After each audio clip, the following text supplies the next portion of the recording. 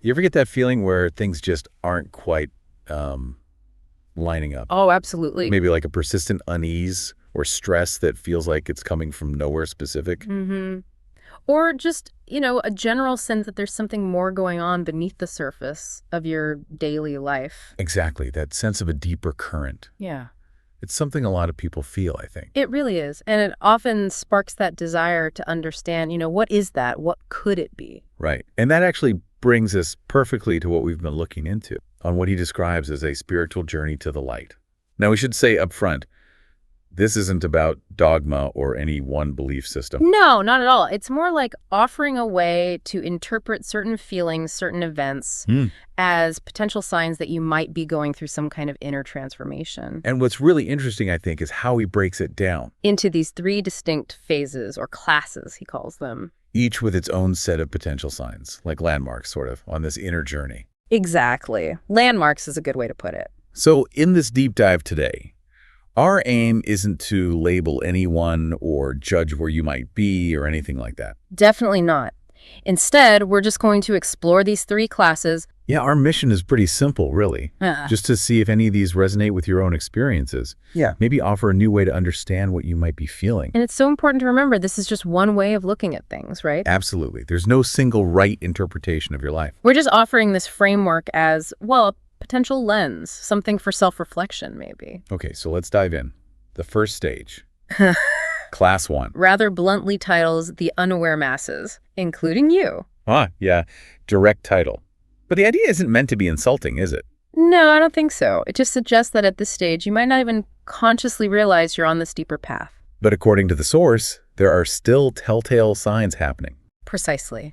Like as you begin to move away from old patterns, even unconsciously. Okay, so what might that friction feel like? What's a sign? Well, one sign the source points to is intense stress, anger, or unease. As if you're letting go of old energy. Yeah.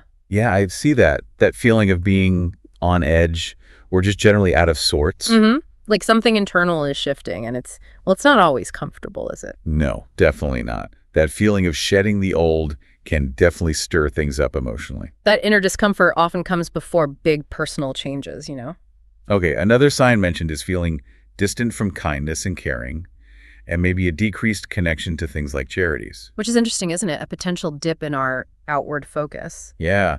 Could this be a sign that maybe your energy is being pulled inward for some reason to deal with stuff? That's a really key question. The energy is being redirected inside, maybe to address something that needs attention before you can really engage outwardly again. Okay, that makes some sense. Then there's the urge to buy things or take risks, like getting loans while searching for fulfillment. Oh, yeah. That really hits home, doesn't it? Trying to fill an internal void with external stuff. Totally. It's like we sense something's missing, but we're looking in, maybe the wrong places. Exactly. It highlights that very human tendency, right? Seeking external validation or satisfaction when the real need is internal. But that seeking, even if it's misguided at first, could actually push you to eventually look deeper. That's the idea. It can be a catalyst. Okay, and then money problems or setbacks keep piling up, testing your strength. Oof. Not exactly a fun sign. No kidding. But within this framework, it's seen as a test. It does make you wonder, though, why financial challenges would be part of a spiritual awakening. Well, a different understanding of what truly sustains you. Interesting take. The source also mentions turning to distractions like pills, alcohol, or drugs when struggling with inner growth. Yeah, it's a stark reminder, isn't it? How we sometimes try to numb ourselves instead of facing those deeper issues. It's a way of avoiding the discomfort of change, basically. Precisely. These things can become like a temporary shield against those internal pressures of growth that you don't maybe consciously understand yet. Like self-medicating for a spiritual unease you haven't named. Exactly that. Okay, this next one feels pretty relevant today. The world feels confusing. Media, leaders, and institutions seem to pull you away from your true path. That sense of societal dissonance. It's like trying to find your footing on shifting sand, isn't it? It really is. That feeling of being bombarded by conflicting messages and just a sense that society isn't quite aligned, that could be a powerful push to find your own truth, can't it? Absolutely. It can push you to question those external authorities and really start looking for your own inner compass. There's also mention of decreased care for the environment, with the focus being on one's own inner battle.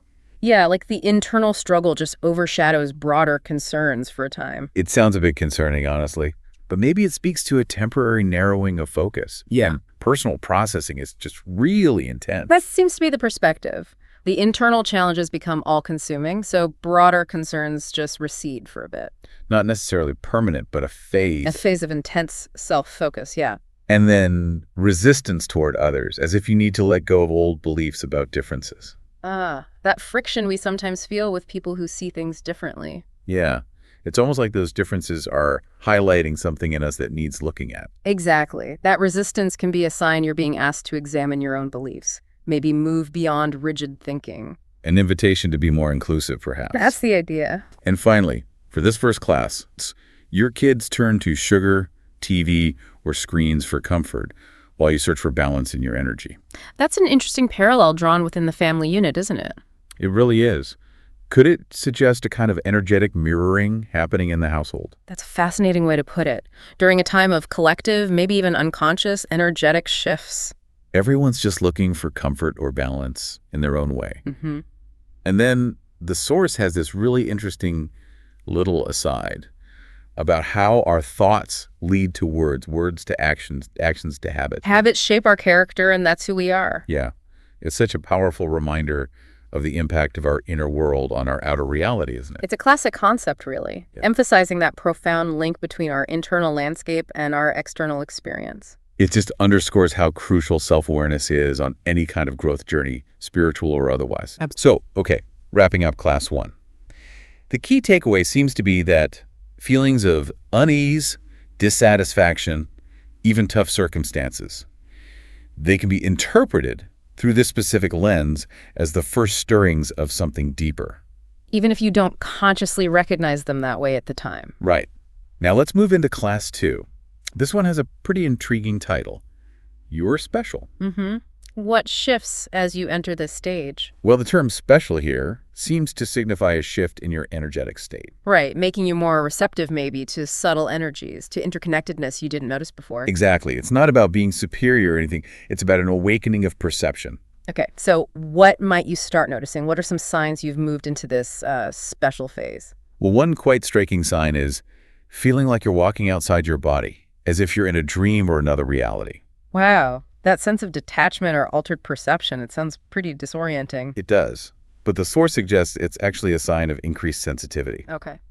Interesting. What else? The source also mentions that your thoughts, actions, and words feel like they have a deeper meaning, as if guided by a higher power. That sense of things being more significant than they seem on the surface. Yeah. Like your intuition is suddenly dialed way up. Precisely. It suggests an increased intuitive connection. A feeling that there's, a guiding force at play in your life, influencing even everyday stuff. And then you feel like others are in sync with you, as if the universe is sending you signs. Synchronicity, that feeling of meaningful coincidences. Yeah, it's like you start seeing patterns where you just didn't see them before. And the perception of synchronicity really seems to intensify here. Seemingly random events start to feel connected, personally relevant. Like the universe is communicating directly with you. Mm-hmm. Kind of like when people around you say things that match your inner thoughts, like a mirror of your soul. Oh, that's always a little uncanny when that happens, isn't it? It really is. It makes you wonder if there's more to these interactions than just pure chance. It can feel like external validation for what's going on inside, blurring the lines between inner and outer worlds. Yeah, suggesting a deeper level of interconnectedness with people around you. The source also notes, you feel a connection to the world, as if messages come to you through media or technology. Finding meaning in unexpected places, like you're suddenly able to decode hidden messages and everyday information. Exactly. You become more receptive to subtle cues, find resonance in things you might have just scrolled past before. It's about a shift in how you interpret the world around you, basically. Okay, here's a weird one. Your technology X, strange phones, devices, and electronics glitch, as if your energy affects them. Has anyone listening ever had that happen? It's certainly a curious claim. Yeah. Well, he interprets these kinds of anecdotal reports through an energetic lens. Okay.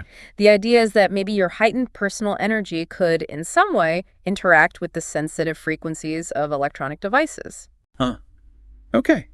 And then you face small challenges, like lost mail or paperwork issues, testing your patience. Right. The universe throwing little hurdles in your path, annoying little things. Yeah, it makes you wonder if these are just random annoyances or Yeah. something more.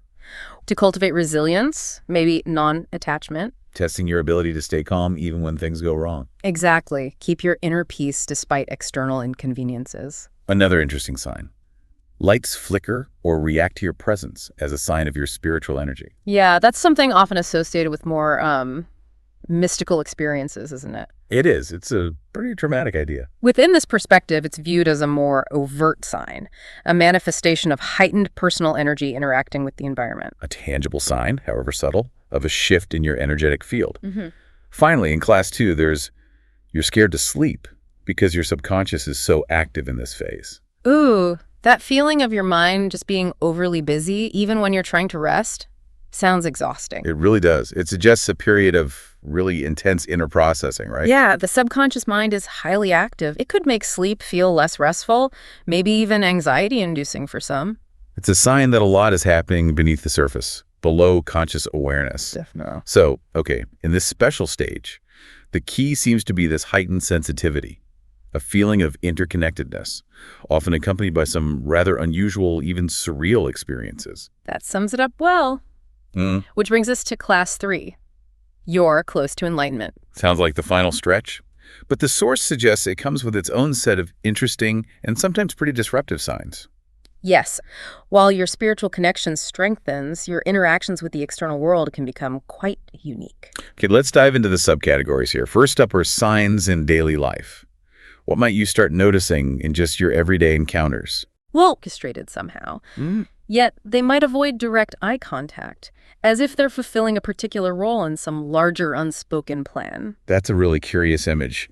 Purposeful, yet slightly detached interactions. Exactly. What else might you observe in daily routines? Well, in everyday places like stores, there might be a sense of minor chaos, like your shopping cart getting inexplicably filled or emptied without you noticing. Whoa!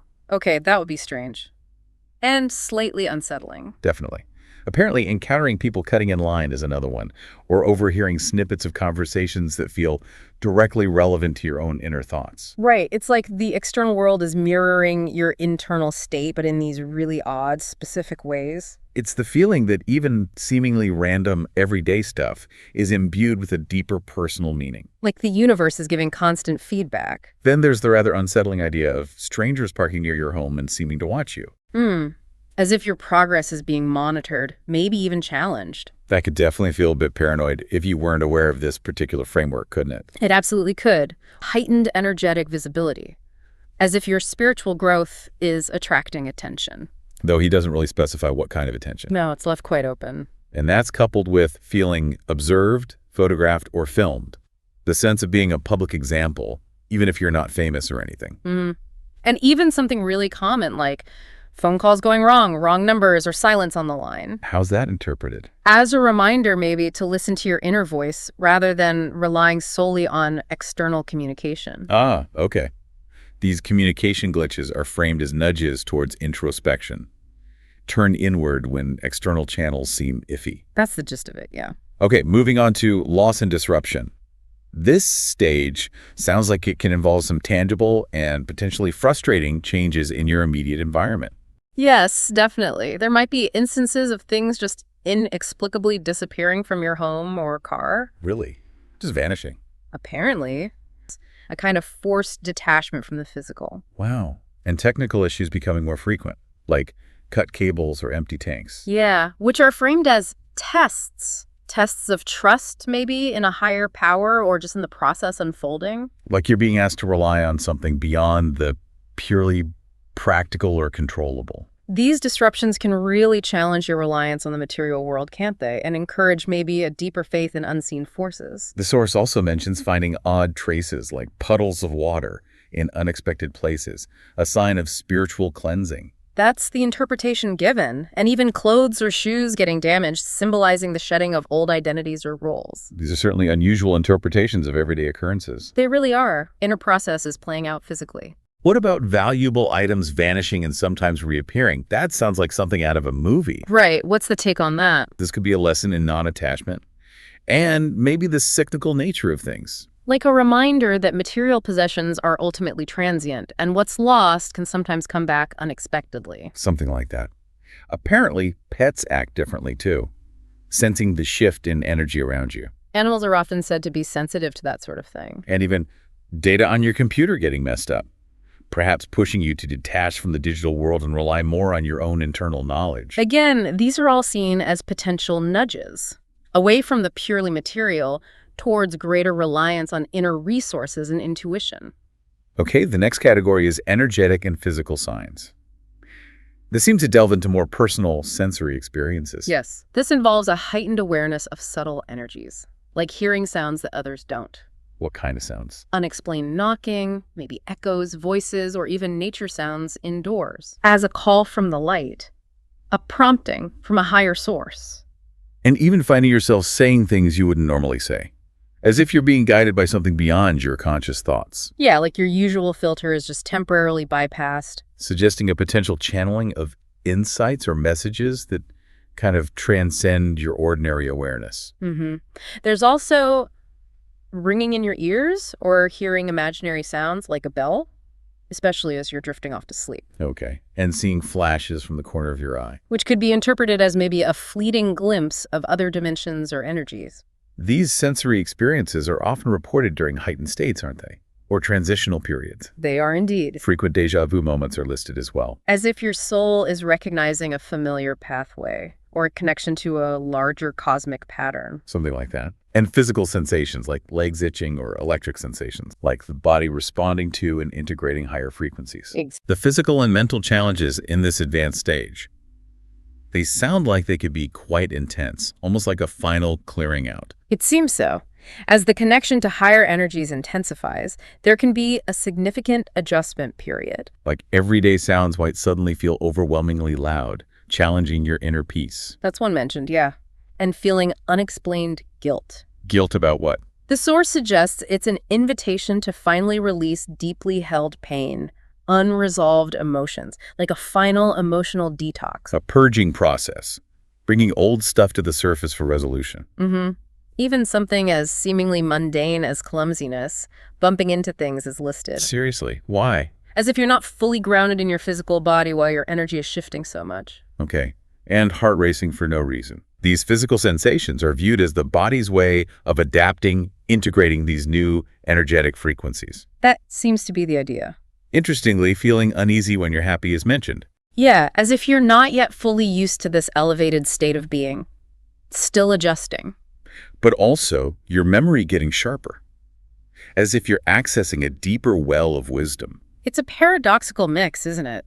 Discomfort and heightened awareness happening together. It really is. Yeah. Suggests a period of acclimatization to a higher vibration, alongside maybe increased cognitive abilities or deeper understanding. The sleep and dreams section indicates that your rest might also be significantly impacted as you get closer to this enlightenment. Yeah, sleep patterns can become quite erratic, apparently.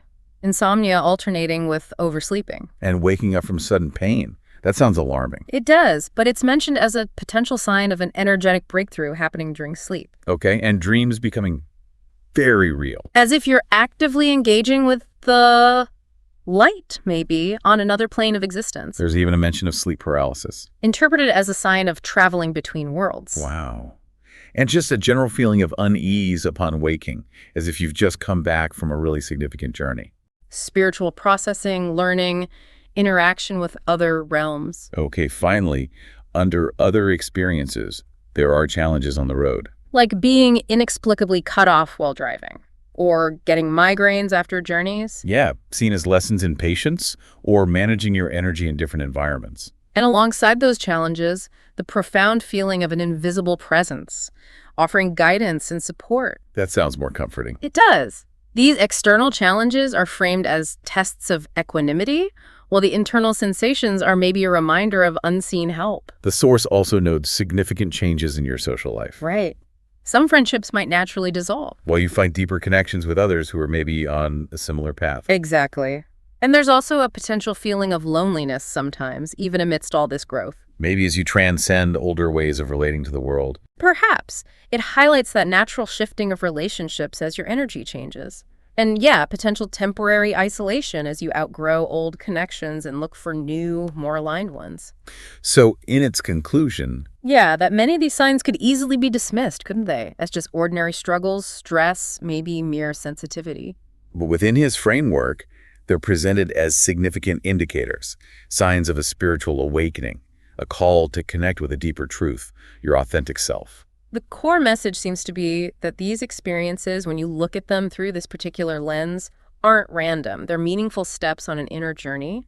And it all kind of culminates in a series of pretty powerful questions for you, the listener, to consider. Like, are you ready to let go of old patterns that don't serve you anymore? Do you have a unique and special role to play in the bigger picture? Is your soul preparing you for a higher state of being? Are you in the process of awakening a unique gift or talent?